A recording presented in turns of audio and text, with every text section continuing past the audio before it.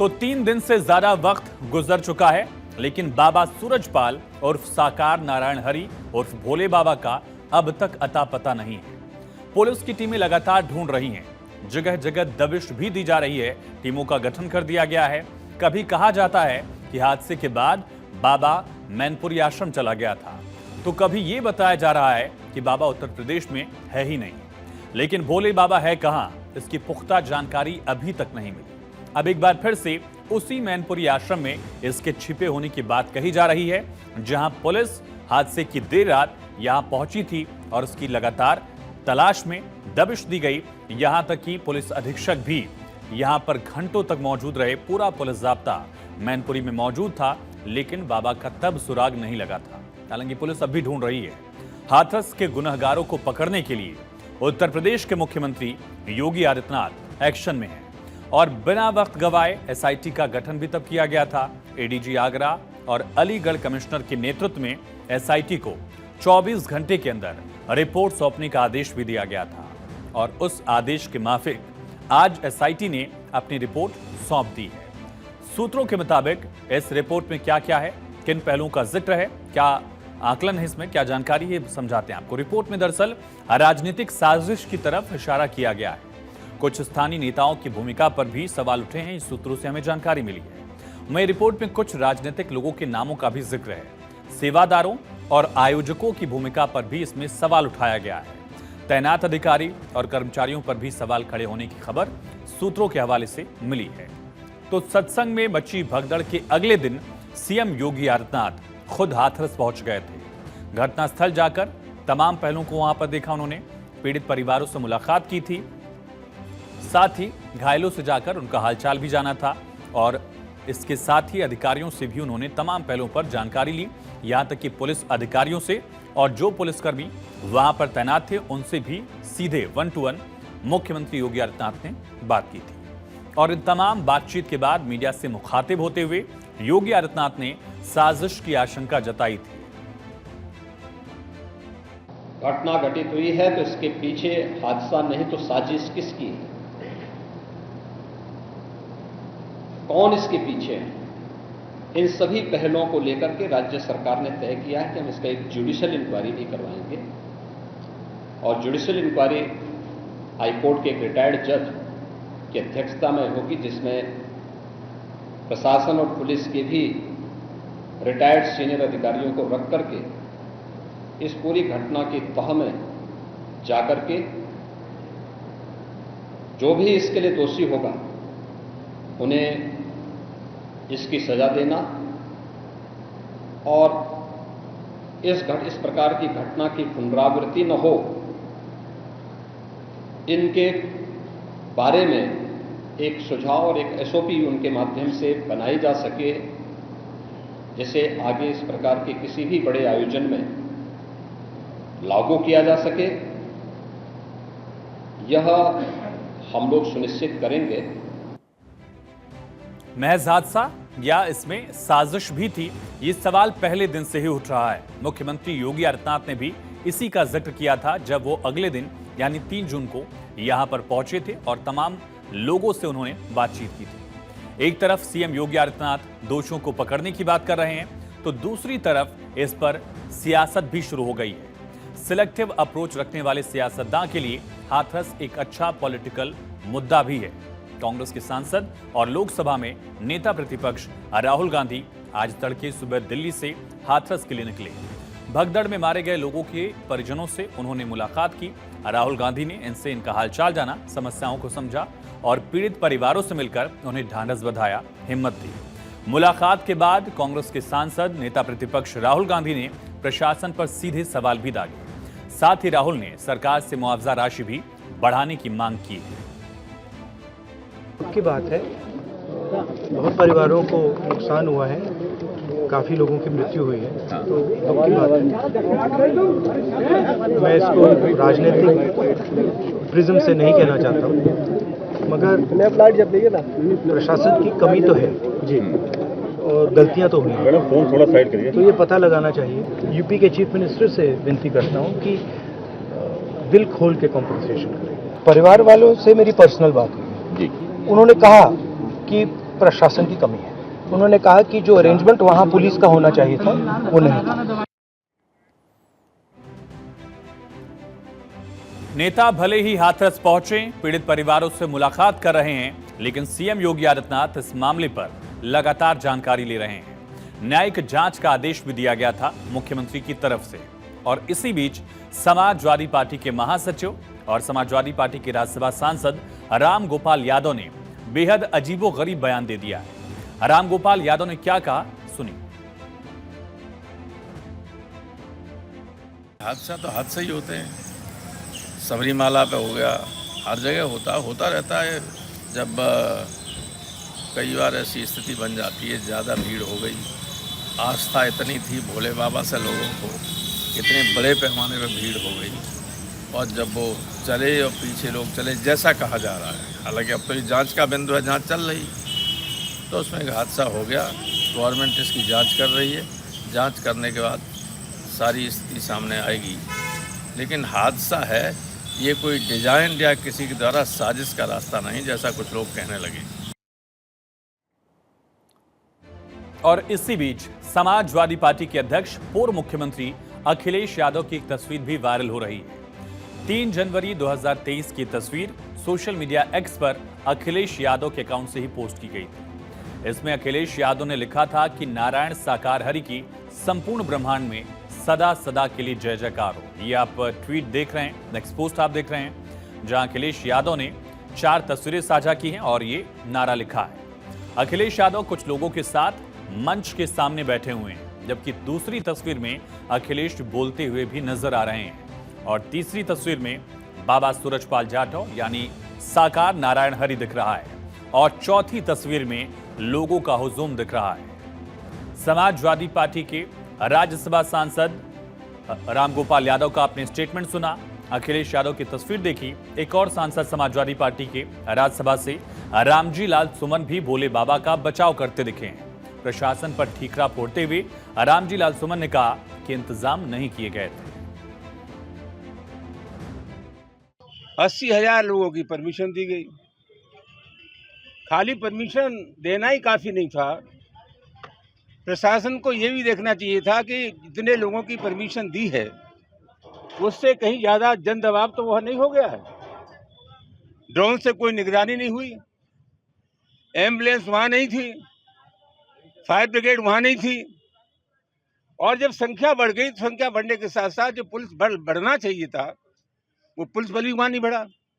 अपने गुनाहों पर पर्दा डालने के लिए एक ऐसे व्यक्ति के खिलाफ FIR कर दी जो करता धरता था। कुल मिलाकर के पूरे प्रशासन की जिम्मेदारी है।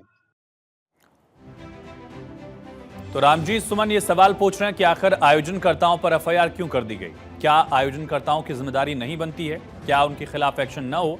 ये सबसे बड़ा सवाल है। उनके स्टेटमेंट से ये सवाल अब लगातार उठ भी रहा है। हालांकि हादसे के बाद से ही हाथरस कराह रहा है, लोग गमगीन हैं। राम गोपाल यादव कह रहे हैं कि बाबा में लोगों की आस्था थी, लेकिन आपको दिखाते हैं उस परिवार की तस्वीर जहां से एक नहीं बल्कि 3 लोगों की मौत इस भगदड़ में हुई।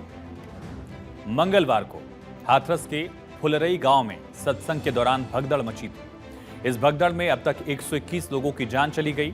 तमाम लोगों का इलाज अलग अलग जिलों के अस्पतालों में जारी है। एटा से लेकर कासगंज और इसी तरह से मैनपुरी से लेकर अलीगढ़ तमाम जिलों में लोगों का इलाज चल रहा है। 121 लोग जो मारे गए, उनमें हाथरस के सुखना गांव के एक ही परिवार के 3 लोगों की जान गई। जो हादसे के शिकार हुए, घर में मातम पसरा हुआ है। अंधविश्वास को आस्था बताने वालों को इन परिजनों को सुनना जरूर चाहिए। ये परिजन कह रहे हैं कि बाबा में कोई शक्ति नहीं है, बाबा केवल पाखंड फैलाता था। विनोद जी, आप कब से जुड़े हुए थे इस बाबा से, परिवार के लोग? हम ना जुड़े हुए, हमारी माँ जुड़ी हुई थी, माँ जाती थी। तो कौन कौन गए थे घर से? हमारे लेवाले की क्या कहते हैं, हमारी माँ है का है, हमारी घरवाली राजकुमारी, हमारी लली है का 9-10 साल की भूमि, उनको लेके चली गई। चलो दुख दूर रह जाएंगे, मेरे तो सब्र दुख दूर रह गए। तो ये दर्द उस परिवार का है जिसने अपने 3 सदस्यों को इस भगदड़ में खोया है। और उनकी तरफ से कहा जा रहा है कि उनकी कोई आस्था नहीं थी, उनकी मां की तरफ से ही ये लोग, तमाम लोग जो थे 3 सदस्य हो गए थे। वहीं आरोपियों की तलाश में कई शहरों में पुलिस लगातार छापेमारी कर रही है। हाथरस, अलीगढ़, एटा और मैनपुरी में छापेमारी हुई भी, लेकिन भोले बाबा को ढूंढा जा रहा है और खबर है कि मैनपुरी आश्रम में ही साकार नारायण हरि फिलहाल छिपा हुआ है। बाबा पुलिस पर नहीं, अपने कमांडो पर भरोसा करता था। यही वजह रही कि हाथरस में इतना बड़ा हादसा हो गया। उसके कमांडो में महिलाएं भी शामिल हैं, यानी कि महिला कमांडो, और साथ ही साथ पुरुष कमांडो भी। हालांकि अब तक कुल 6 आरोपियों को गिरफ्तार किया गया है, लेकिन मुख्य आरोपी वेद प्रकाश समेत अभी कई आरोपी फरार हैं। आईजी शलभ माथुर ने बताया कि मुख्य आरोपी देव प्रकाश मधुकर पर 1 लाख का इनाम भी रखा गया है और उसकी लगातार दबिश में तलाश लगातार इसकी जारी है। रेंज लेवल की जितनी भी एसओजी टीम है उनको पुलिस अधीक्षक हाथरस के सहयोगार्थ संबद्ध किया गया है। घटनास्थल को सुबह 3 तारीख को सुबह ही फॉरेंसिक टीम और फील्ड यूनिट द्वारा साक्ष्य संकलन की कार्यवाही से गहन रूप से वहां पर साक्ष्य संकलन की कार्रवाई की गई थी कल मॉर्निंग में। जैसा मैंने बताया 6 लोगों की अभी गिरफ्तारी हुई है। तो बाबा को भी पुलिस की टीम तलाश रही है। हालांकि बाबा का नाम एफआईआर में लिखा ही नहीं गया, इसको लेकर भी लोग सवाल उठा रहे हैं। दूसरी तरफ जो मुख्य आरोपी है मधुकर, उस पर 1 लाख का इनाम घोषित किया गया है। मधुकर के बारे में भी अब तक कोई जानकारी पुलिस जुटा नहीं पाई है। इंटेलिजेंस की मदद भी ली जा रही है। लोकल टीमें भी लगातार एसआईटी को इसको लेकर इनपुट्स दे रही हैं, लेकिन अभी भी मधुकर का कोई अता पता नहीं है। जिन 6 लोगों को पुलिस ने गिरफ्तार किया है, ये सभी हाथरस में सत्संग से जुड़े आयोजक समिति के सदस्य हैं और उनका नाम है मेघ सिंह, मंजू यादव, उमेश कुमार, उपेंद्र सिंह यादव, राम यादव, मंजू देवी।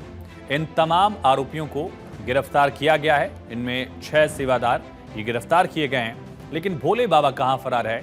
और जब भोले बाबा के वकील एपी सिंह से मैंने खुद बात की कि आखिर बाबा सूरजपाल कहां है, तो एपी सिंह ने कहा कि बाबा कहीं फरार नहीं हुआ है, दूसरे देश में नहीं है, वो उत्तर प्रदेश में ही है और अपने ही एक आश्रम में बाबा मौजूद हैं। जब जरूरत होगी तो बाबा सबके सामने आएगा, ये वकील एपी सिंह ने अपने दावे में कहा है।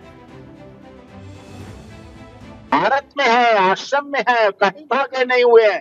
आपको बिल्कुल संदेश मिलेगा, बहुत जल्दी मिलेगा। मैं आपसे वादा नहीं, विश्वास देता हूं, वचन देता हूं।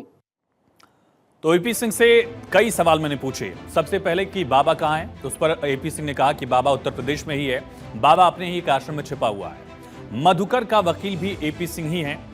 एपी सिंह से मधुकर को लेकर भी मैंने सवाल पूछा कि 1 लाख के आरोपी मधुकर सिंह को कहां छिपाया गया है। इस पर एपी सिंह ने जानकारी दी कि मधुकर का इलाज जारी है और जैसे ही वो तबीयत उसकी ठीक होगी वो एसआईटी के सामने, पुलिस के सामने पेश हो जाएगा। ये एपी सिंह ने दावा करते हुए एक वादा भी किया और कहा कि वो एंटीसिपेटरी बेल के लिए इसको लेकर कोई भी एप्लीकेशन नहीं दायर करेंगे। अग्रिम जमानत याचिका दोनों के लिए, यानी बाबा के लिए और मुख्य आरोपी मधुकर के लिए नहीं अप्लाई करेंगे, ये उन्होंने बातचीत में कहा। हालांकि हादसे के बाद प्रशासन सवालों के कटघरे में खड़ा है, लेकिन हकीकत यह है कि प्रशासन को प्रोग्राम में घुसने नहीं दिया जाता था। ये भी जानकारी मिल रही है कि बाबा की आर्मी खुद ही क्राउड मैनेजमेंट का पूरा काम देखती थी और इससे प्रशासन को किनारे रखा जाता था और ये जानकारी अब सामने आई। आपको बाबा के इस आर्मी के बारे में बताते भी हैं कि आर्मी जो है बाबा की वो किस तरह से काम करती थी। सबसे पहली लेयर की जो सुरक्षा थी वो थी गरुड़ योद्धाओं की। इनको ब्लैक कमांडोज कहा जाता था। ये सभी एक ड्रेस में होते थे, ब्लैक ड्रेस में, और ये बाबा की सुरक्षा संभालते थे। दूसरी आर्मी जो थी, दूसरी लेयर जो थी वो नारायणी सेना थी या पिंक आर्मी, और इसके साथ ही हरि वाहक दस्ता एक था और गरुड़ योद्धा हुआ करते थे बाबा के, जिसमें इनकी संख्या 100 तक हुआ करती थी। नारायणी सेना की संख्या लगभग 4 से 5 हजार हुआ करती थी। हरि वाहक दस्ता की संख्या भी 25 से 30 है और ये तमाम सुरक्षा कर्मी जो हैं वो बाबा को सिक्योर किया करते थे। पूरी जिम्मेदारी उनकी यही थी कि बाबा की सुरक्षा सुनिश्चित की जाए। हालांकि ये कहा जा रहा है कि इस आश्रम में बाबा की मौजूदगी के आसार मिले हैं और कहा जा रहा है कि एसओजी की टीम और साथ ही साथ एसटीएफ की टीम यहाँ पर कई बार पहुँची है ये पता लगाने के लिए कि अंदर क्या स्थिति है। और सबसे बड़ी बात ये रही है कि ये कहा जा रहा है कि साकार हरि अभी भी इसी जो मुख्यालय कह सकते हैं मैनपुरी का या फिर इनका एक बड़ा आश्रम इसमें मौजूद हैं। लेकिन सबसे बड़ी बात यह है कि उनकी मौजूदगी अगर यहाँ है तो वो सामने क्यों नहीं आ रहे हैं। बता क्यों नहीं रहे हैं कि आखिरकार उनकी इसमें किसी तरह की कोई गलती नहीं है। तो मैनपुरी के इसी आश्रम में पुलिस की टीम पहुंची भी थी। खुद पुलिस अधीक्षक पुलिस जाब्ते के साथ लगभग 50 से ज्यादा पुलिसकर्मियों के साथ देर रात यहां परसों रात पहुंचे थे और घंटों तक खुद पुलिस अधीक्षक मौजूद रहे। उस वक्त भी ऐसा लग रहा था कि शायद पुलिस जो है गिरफ्तार कर सकती है, हालांकि ऐसी कोई गिरफ्तारी या कोई एक्शन नहीं दिखा। पुलिस लगातार इस बात को खारिज करती रही कि बाबा यहां मौजूद नहीं है। लेकिन सवाल यही कि इतनी बड़ी संख्या में बड़े बड़े पुलिस अधिकारी वहां क्यों मौजूद थे, इस वजह से भी इसको लेकर सवाल उठ रहे थे। और अभी भी जानकारी यह है कि बाबा किसी आश्रम में या संभवतः मैनपुरी के इसी आश्रम में छिपा हुआ है। खुद वकील एपी सिंह भी इस बात पर लगातार जोर देते रहे कि बाबा कहीं नहीं गया है, बाबा अपने आश्रम में ही मौजूद है। ये वकील एपी सिंह ने बार बार बात को दोहराया। लेकिन अगर बाबा मौजूद है तो बाबा सामने क्यों नहीं आ रहा है? क्या बाबा को गिरफ्तारी का डर है? हालांकि एफआईआर में नाम नहीं होने को लेकर भी सवाल है। एक और बड़ा सवाल ये कि आखिर पकड़ से बाहर क्यों है बाबा? प्रशासन के हाथ अभी तक बाबा क्यों नहीं पहुंच पा रहा है? तो जवाब है कि बाबा की पकड़ और रसूख बहुत बड़ी है। बाबा का तगड़ा नेटवर्क है। उत्तर प्रदेश ही नहीं बल्कि कई राज्यों में बाबा का अच्छा खासा अनुयायियों का एक बेस है और शायद यही वजह है कि बाबा पुलिस से फिलहाल दूर है। एफआईआर तक में बाबा के नाम का जिक्र नहीं है। सत्संग के आयोजन के लिए बाबा ने एक समिति बनाई है, इसका नाम है मानव मंगल मिलन सद्भावना समागम समिति। ये एक कमेटी बनाई गई है। बाबा साकार नारायण हरि समिति का सदस्य ही नहीं है, यानी जो पूरा आयोजन का काम है उसके लिए जो टीम बनाई गई है, कमेटी बनाई गई है, उसमें बाबा का कहीं नाम ही नहीं है। बाबा इस आयोजन से ही दूर रहता है और इसीलिए एफआईआर में समिति के सेवादारों का नाम है, लेकिन बाबा के नाम का जिक्र नहीं है।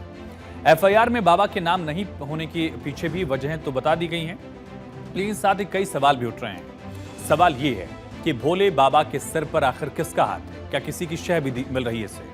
क्या बाबा को मिला है किसी सियासी पार्टी का साथ? और पुलिस ने अब तक बाबा से पूछताछ क्यों नहीं की? क्या अपने रसूख की वजह से अब तक बाबा बचा हुआ है? बाबा खुद सामने आकर पुलिस को सहयोग क्यों नहीं कर रहा है? इतना बड़ा हादसा हुआ, 120 से ज्यादा लोगों की जान चली गई, सैकड़ों लोग घायल हुए, लेकिन इतने बड़े हादसे पर भी बाबा अब तक चुप क्यों है? सिर्फ लेटर से वो अपने बयान क्यों दे रहा है? सबके सामने क्यों नहीं आ रहा है? ये तमाम सवाल उठ रहे हैं। और अब आपको बाबा का वोट कनेक्शन भी बताते हैं। इससे पता चल जाएगा कि बाबा का रसूख कैसा है, कितना है, कहां तक है, नेटवर्क किस तरह से है और पकड़ से दूर होने के पीछे इससे ताकत कहां से मिलती है। इसके बारे में भी आपको बताते हैं। कहा जा रहा है कि सूरजपाल जाटव और नारायण सरकार भोले बाबा के अनुयायी कई राज्यों में हैं। यूपी के साथ साथ बाकी राज्यों में भी इसका एक नेक्सस है। अनुयायी इसके अलग अलग राज्यों में हैं। देश की राजधानी दिल्ली, उत्तर प्रदेश यहाँ का ही रहने वाला है, जहाँ पर कई जगह इसके सत्संग हुआ करते थे। पड़ोसी राज्य हरियाणा तक भी इसके कई जगह पर अनुयायी हैं। पंजाब में भी हैं, मध्य प्रदेश, राजस्थान, उत्तराखंड, यानी यूं कह सकते हैं आप कि हिंदी बिल के ज्यादातर राज्य जो हैं वो बाबा के एक तरह से यहाँ पर फॉलोअर्स हैं। हादसे के 2 दिन से ज्यादा हो गए, लेकिन बाबा फरार है। ऐसे में आपको नारायण साकार हरि के बारे में बताते हैं कुछ अहम पहलू। दरअसल नारायण साकार हरि जाटव समाज से ताल्लुक रखता है। गरीब तबके में उसके भक्तों की तादाद ज्यादा है। शेड्यूल कास्ट, ओबीसी वर्ग में भी उसकी गहरी पैठ है और पश्चिमी यूपी में इसका अच्छा खासा प्रभाव है। हर सत्संग में लाखों की भीड़ जुटती है। सूरजपाल उर्फ भोले बाबा खुद को भगवान का सेवक बताता है, मानवता का पाठ पढ़ाता है, कहता है मानवता ईश्वर से बड़ी है, मानवता से बड़ा कुछ नहीं है। भक्त उसे भगवान का अवतार मानते हैं। जिन राज्यों में बाबा की पैठ है वहां वोट का हिसाब किताब भी आपको समझाते हैं कि बाबा अहम क्यों हैं। दरअसल उत्तर प्रदेश में दलित आबादी है 22%, जाटव वोट है इसमें 22 में से 13% अकेले। आरक्षित सीटें लोकसभा की 17 और विधानसभा की 403 में से 86 सीटें रिजर्व हैं। हरियाणा में दलितों की आबादी 21% है, 2 लोकसभा सीटें आरक्षित हैं, विधानसभा में भी 90 में से 17 सीटें आरक्षित हैं। पंजाब में दलितों की आबादी देश में सबसे ज्यादा है, 32% दलित हैं यहाँ और आरक्षित सीटें लोकसभा की 4 हैं, विधानसभा में 34 सीटें रिजर्व हैं। मध्य प्रदेश में दलितों की आबादी 15% है, 10 सीटें लोकसभा में आरक्षित हैं, विधानसभा में 47 सीटें रिजर्व हैं। राजस्थान में दलितों की संख्या जो है वो लगभग आबादी की 16% है, लोकसभा में 7, विधानसभा में 59 सीटें रिजर्व हैं। उत्तराखंड में भी दलितों की आबादी लगभग 20% है, 1 लोकसभा सीट 5 में से और विधानसभा में भी 13 सीटें रिजर्व हैं। ये आंकड़ा उन राज्यों का है जहां बाबा का प्रभाव है। पश्चिम यूपी के बारे में बताते हैं, खासतौर पे जहां बाबा का अच्छा खासा असर माना जाता है, प्रभाव माना जाता है। दरअसल माना गया कि बाबा की पकड़ पश्चिमी यूपी के 26 जिलों की इस दलित आबादी पर है। पश्चिम यूपी में 50 लाख से ज्यादा दलित बाबा के आश्रम से जुड़े हैं, ऐसा दावा है। हाथरस में अकेले 3 लाख दलित वोटर्स हैं। विधानसभाएं भी यहाँ रिजर्व हैं।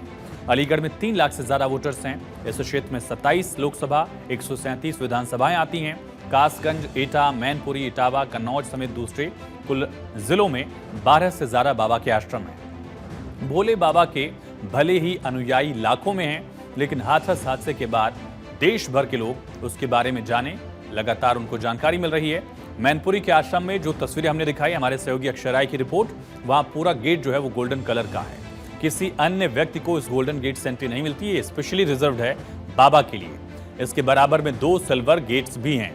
सिल्वर गेट से सेवादार मिलने जुलने वालों की एंट्री है, लेकिन बाबा सिर्फ गोल्डन गेट से ही निकलता है। मैनपुरी का आश्रम लगभग 21 बीघे में है और भोले बाबा की तलाश लगातार जारी है। 9 बीघा जमीन में आश्रम है, 11 बीघा में इसका सत्संग स्थल है।